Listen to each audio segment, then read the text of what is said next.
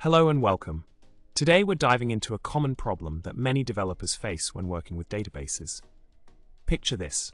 You're writing your code, and suddenly the dreaded "this question already has an answer here" reminder pops up.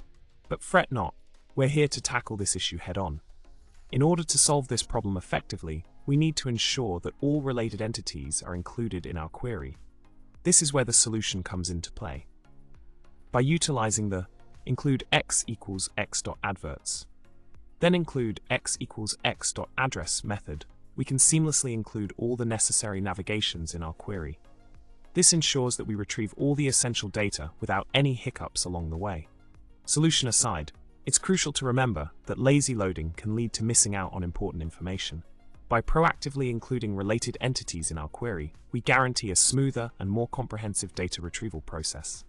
So, the next time you encounter a similar issue, remember to implement the necessary steps to optimize your query. In summary, by addressing the "question already has an answer here" notification and applying the appropriate solution, we can streamline our database queries and enhance the overall efficiency of our code. Thank you for tuning in, and don't forget to like, subscribe, and drop a comment below with your thoughts. Remember, a well-optimized query is the key to database success.